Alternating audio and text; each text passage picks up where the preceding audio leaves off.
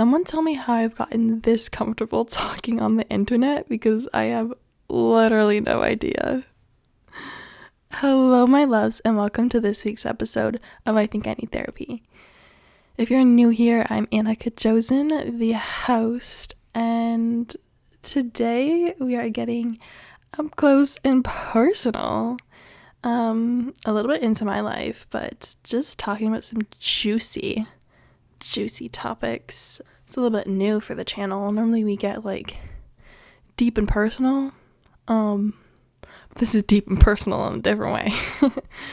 I asked you guys on Instagram just for some questions and what you guys are needing advice on, and I don't know why, but I got a lot of answers that were like related to relationships and like flirting and like sex and periods and all that stuff. So I decided, why not make an episode about it? I got a lot of good questions, so let's actually just dive right on in. The first one I'm going to answer is how to notice how to notice red flags in a guy. And to be honest, I think that a lot of us don't want to see the red flags, but they're literally right there. But then we're like, no, there's no red flags. What are you talking about? Like, of course I just feel like shit. Like, this is normal. But no, honey, the red flags are right there. You just need to like turn your head and be like, oh, they're all right there. Sometimes I even saw all the red flags and I just decided to ignore them, which I think a lot of people do. But if you are confused, if you're questioning things, if you just feel off in the relationship, if things just don't feel right, that is a red flag, because he's probably not that into you if he's making you feel that way. So red flag number 1, clear that shit up. And if he doesn't change, that's a red flag. Bye-bye. If you tell him like, hey, I don't like that you do this, or like, I need more of this in the relationship, I'd appreciate it if you did this, and he just doesn't put in any effort to like hear you out and take into consideration you and your needs, red flag. Bye-bye. Also, bare minimum, like, sometimes we don't see the bare minimum anymore, and when they do the bare minimum, it's like, oh my god, he's so amazing, he loves me so much. But it's like, no, he just did the bare minimum, and you don't want to settle. Let's not settle, okay? No settling. So if they don't make you feel like very cared for and that you are really appreciated and that they like you, if you're not like 100% that they are into you and they like you and they appreciate you, then they're not living up to the standard. So I think just noticing those things and how you feel says a lot. Like, listen to your body, listen to your gut, listen to what your body's telling you. Like, you know, like, your body knows, your gut knows, like, it will tell you if something is right or wrong. So just listen to that. If the relationship feels off, it's probably off, or it's probably not right for you. So just listen to that and like make some action based off of that, because it will be in your best interest. Don't sit around feeling anxious for months or years. Don't do that. And don't stay in that toxic relationship with a big red flag, because you will feel like you just wasted a bunch of time, and you don't want to do that. So I know a lot of people like red flags. Honestly, toxicity is kind of addicting. It's not even kind of, toxicity is addicting. I'll tell you firsthand. It's like, gets your just like blood pumping and adrenaline going, because it's so on and off, and it sounds awful, but it is actually like, I don't know why it just gets addicting sometimes. But when you notice that and you're like, whoa, wait, do I actually really want this? Is this how I see myself continuing on for the next, I don't know, for the rest of my life? The answer is no. Take a step back and reapproach it differently, because once you're stuck in like the loop with someone who is a red flag and who's toxic and it's just like not good, it is hard to get out of that loop. So try and actually look at the red flags. And if someone's not meant for you, they're not meant for you. Like, your person is out there. Don't like worry about someone not being right for you, because you don't want to be stuck with someone who is not right for you just to have someone. You don't want that, trust me. No.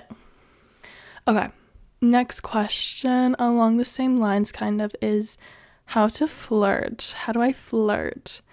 Oh, this one's so fun. I don't know why. I love helping people flirt and people, like, girls talk to guys. It's one of my favorite things ever. Like, when someone comes with me for advice on, like, how they should respond or what they should say or what they do, it makes me so happy. I'm like, oh my god, yes, like, say this. I will type this all up for you. But with that, it always should be in your words and how you would say something. Even, like, with me, with people I've talked to, I would, like, go to my friends right away, be like, oh my god, he just said this, like, what do I respond, like, what should I say, blah, blah, blah, blah. But sometimes it's just, like, it's not genuine that way.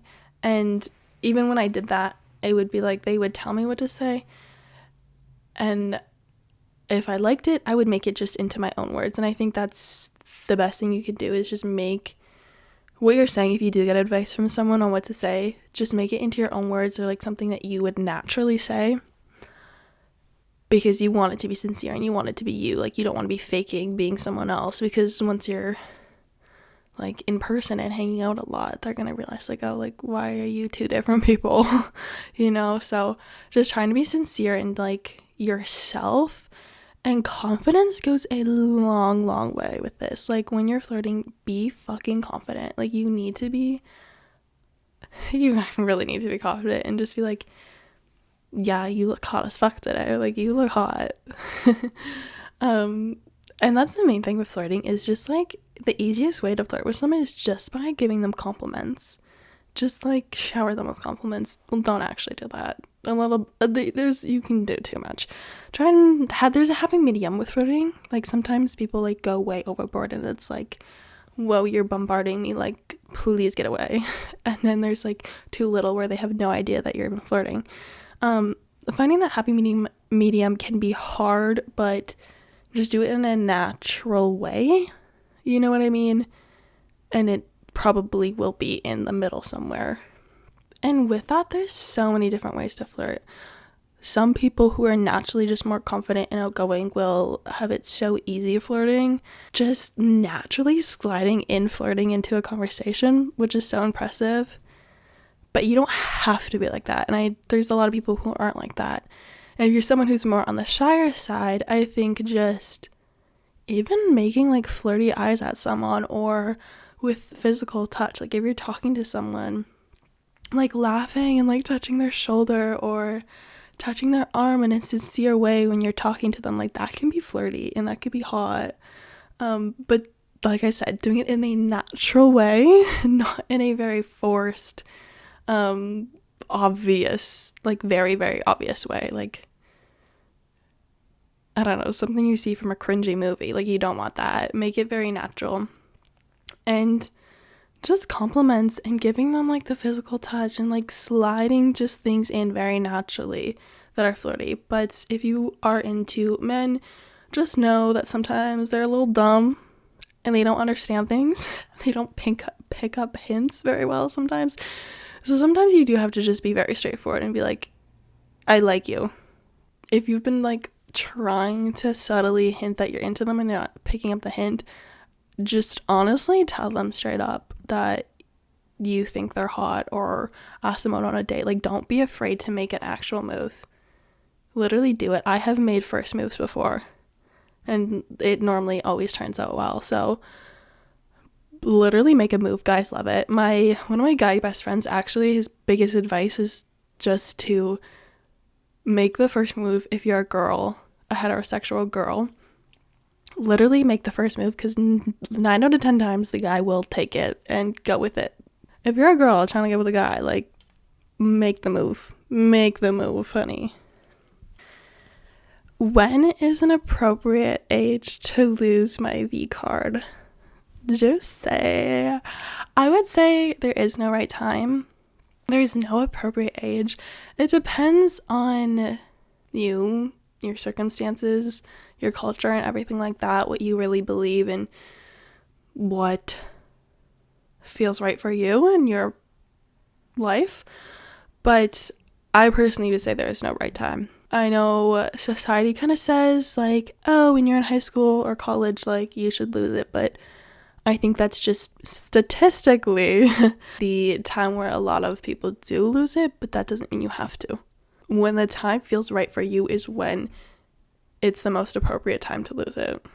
As long as you are comfortable with the person you're doing it with, and as long as you understand that, like, you don't have to rush, don't rush into it, or don't, like, try and just get it over with, because it doesn't matter. Everyone's different. I literally lost mine a year ago. So I went through all of high school and half of college without losing it. So I think it's completely normal for whoever you are. There's people who are a lot older, like in their 30s, and haven't lost it. There's people who are 12 and just losing it. Like, there's no proper age, honestly.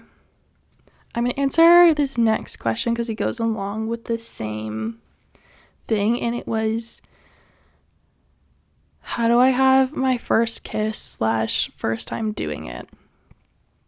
I actually, like I said, I lost my virginity a year ago, but I also had my first kiss like the same time.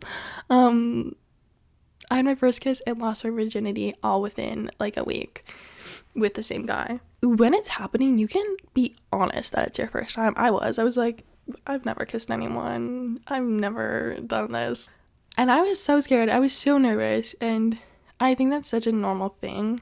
My biggest piece of advice with your first kiss, even like first time having sex too, is just to not be tense. Like, just relax, breathe. It's literally fine.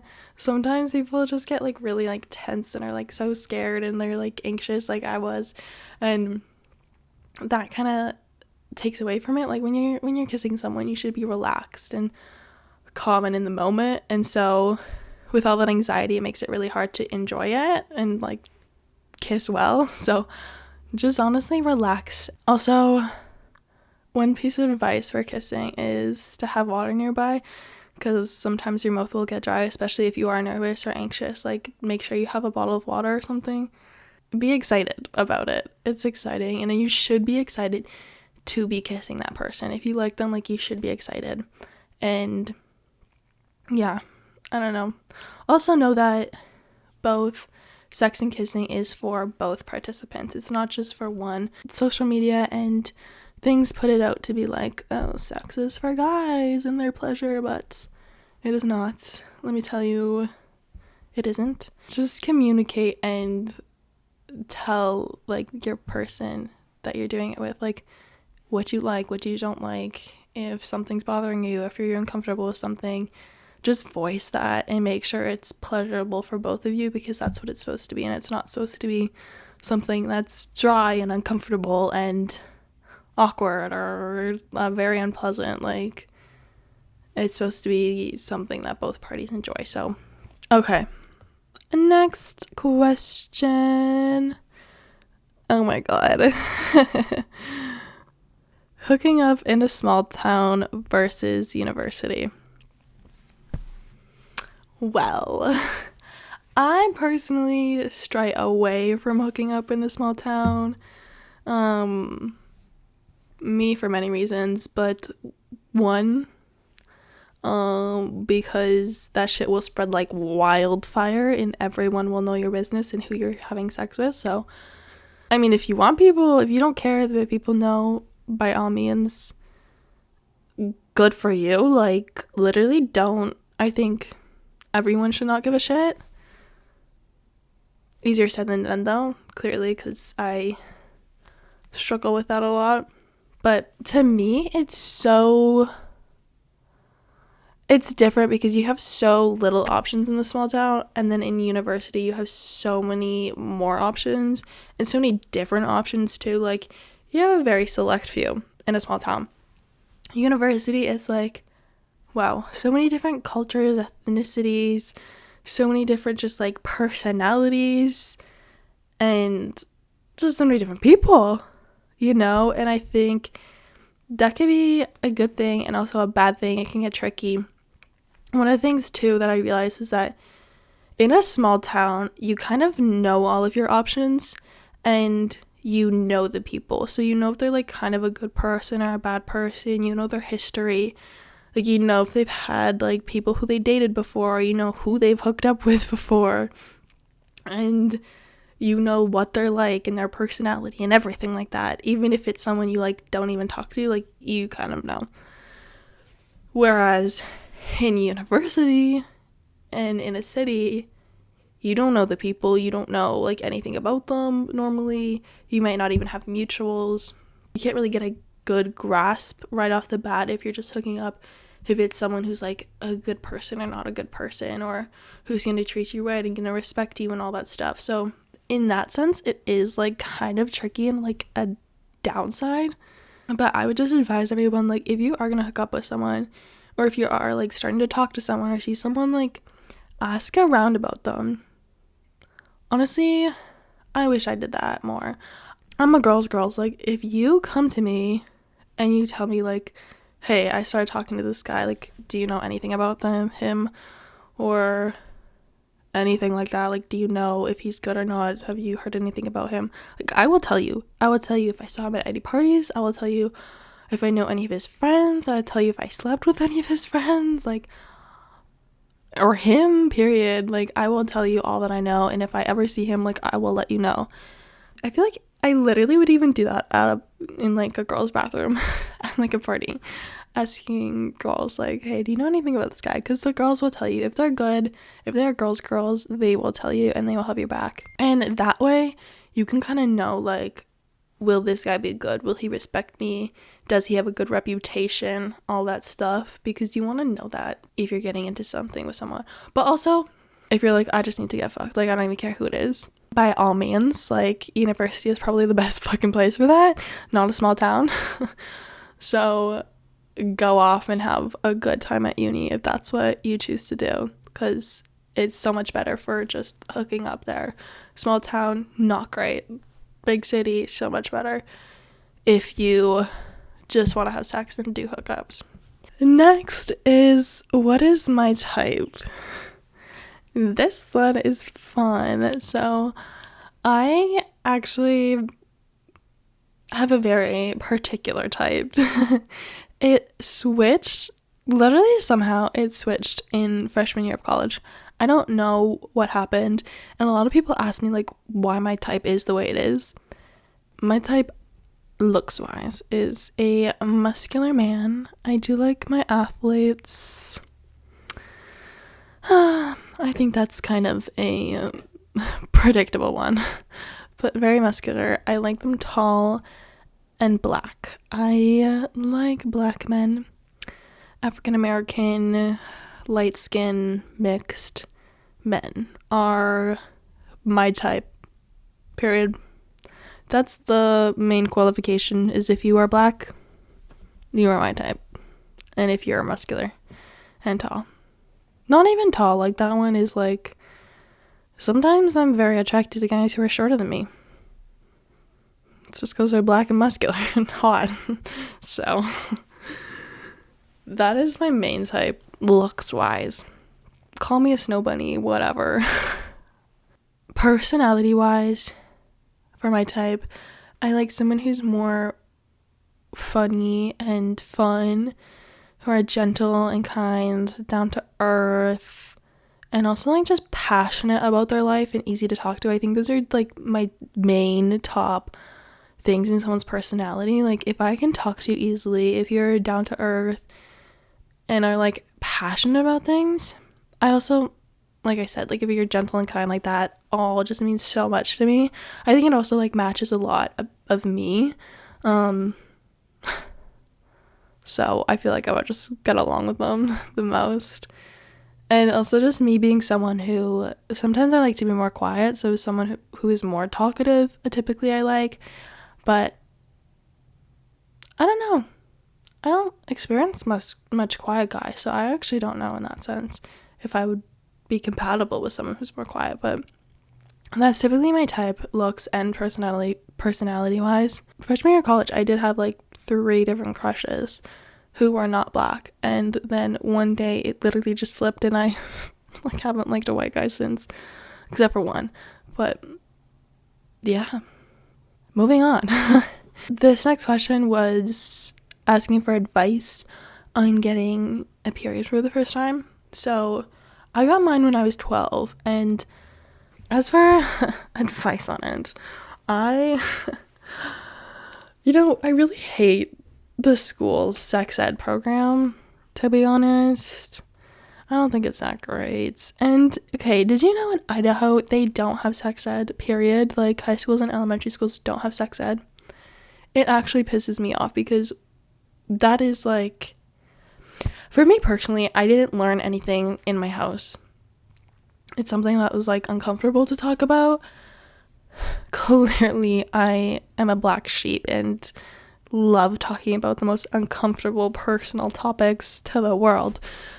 But in my house, it's like, these are not things that were talked about. Like, these were not things that were learned or taught.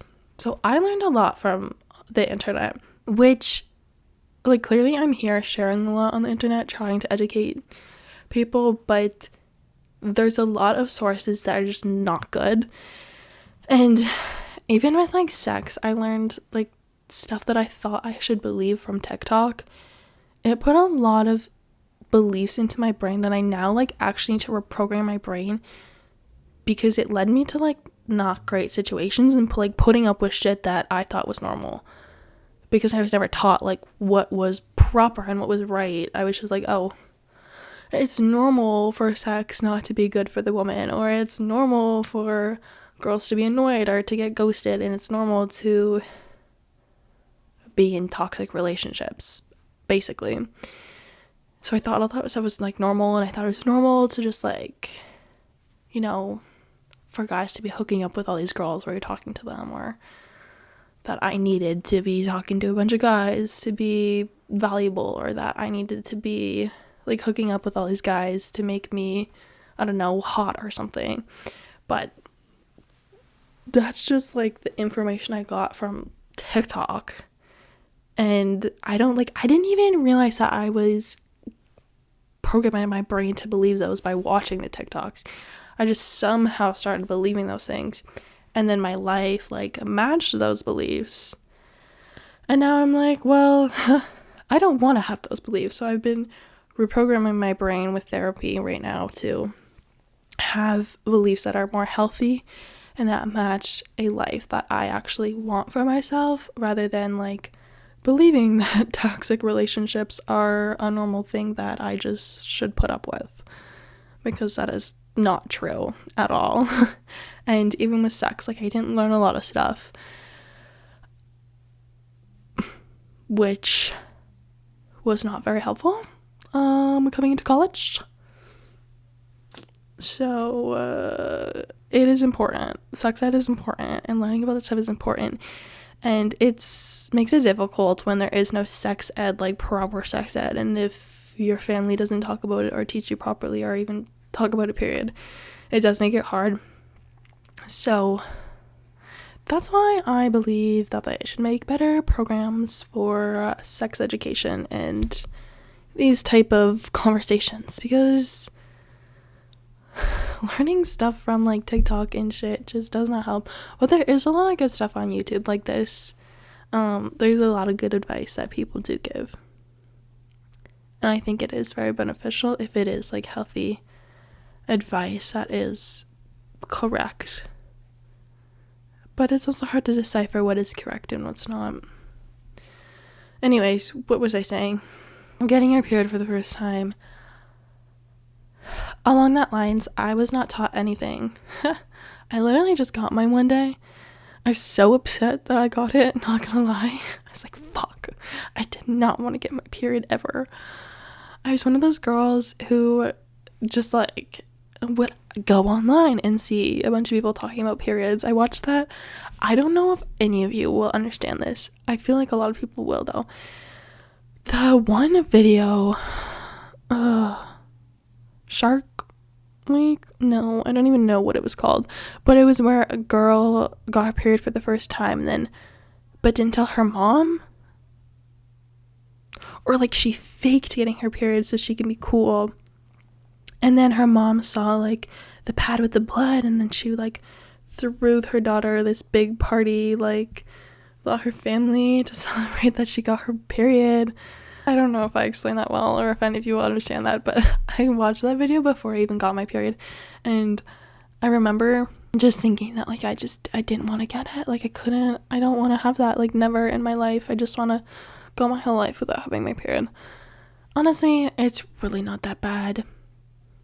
I also don't have a bad period, so I can't speak for everyone because everyone has different experiences with it. Like I have friends who have awful periods and just like cramp up and like can't move because their cramps are so bad, and there's a lot of different things you can take to mitigate those side effects.